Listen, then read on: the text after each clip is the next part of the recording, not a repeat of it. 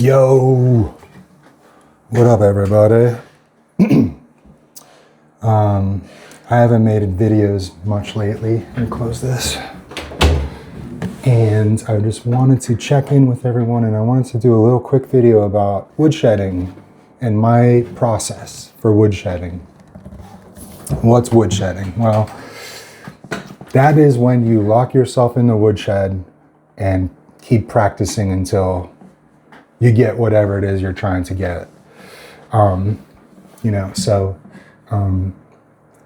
now I'm working on a West Montgomery solo for my studies, and it's a good chance to show you guys my process and woodshedding, how to do it, what to do. Well, first off, you need something that you are working on. So like, it could be anything. It could be a chord change, it could be a song, it could be classical.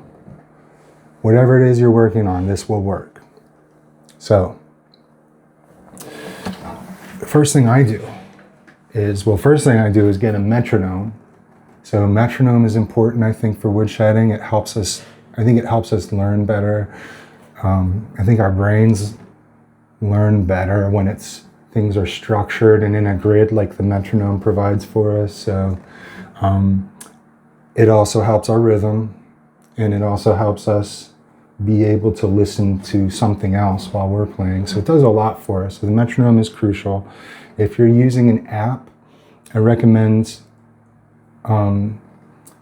setting it so that there's no accent.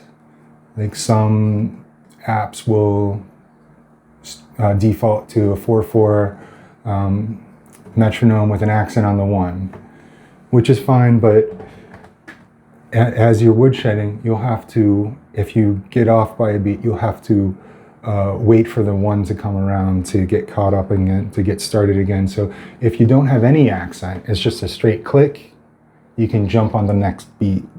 So it's a little simpler if you have that. So what you want to do is get your settings, and you want to set it to 1/4. So that would be just 1 quarter note. And it would just click, straight click with no accent. That's the best way, I think. But any metronome is beneficial. I swear, I think if you just walk down the street with a metronome, it's going to help you. So, I'm working on this West Montgomery solo. Now the other thing, I have an hourglass. A little 5-minute hourglass. And what I do, of course, you could just use a timer. Same difference, but I like the visual of having this. I like having a physical thing that I can like put on my stand and just watch it go down. And what I'll do is just take a small section. So if you look at my notes here,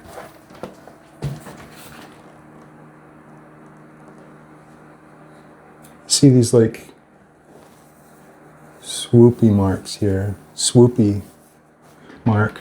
That is a phrase. I've gone through this solo and identified phrases and kind of separated them out. I'm a big fan of taking little bites, you know. Why try and tackle the whole thing? It's overwhelming. Just do 1 bite at a time. We have a saying, you can eat an elephant if you just do it 1 bite at a time.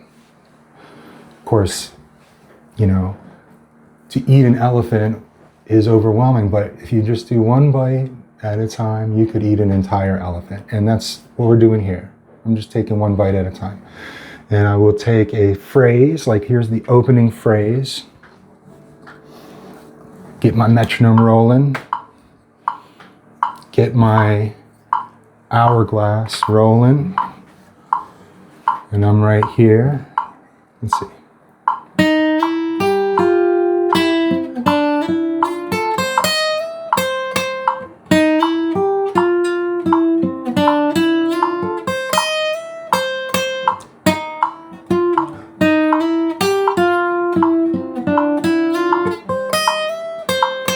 So you're gonna make mistakes. When you make a mistake, you just catch the next one. You just keep going. So, and I'll do that for 5 whole minutes.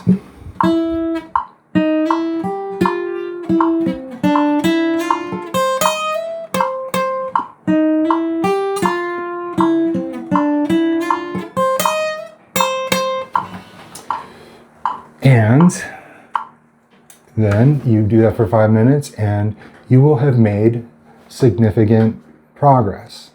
Here's why. It's been said that 5 minutes of repetition can start to develop muscle memory. And that's kind of the philosophy I'm using here. 5 minutes of repetition. So we're developing muscle memory.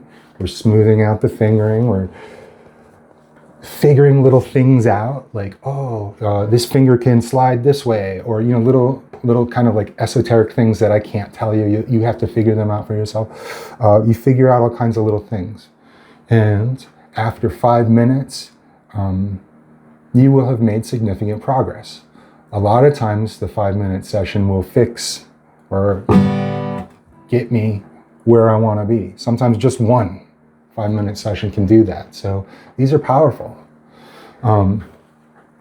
So whatever it is you're working on, here's what I recommend.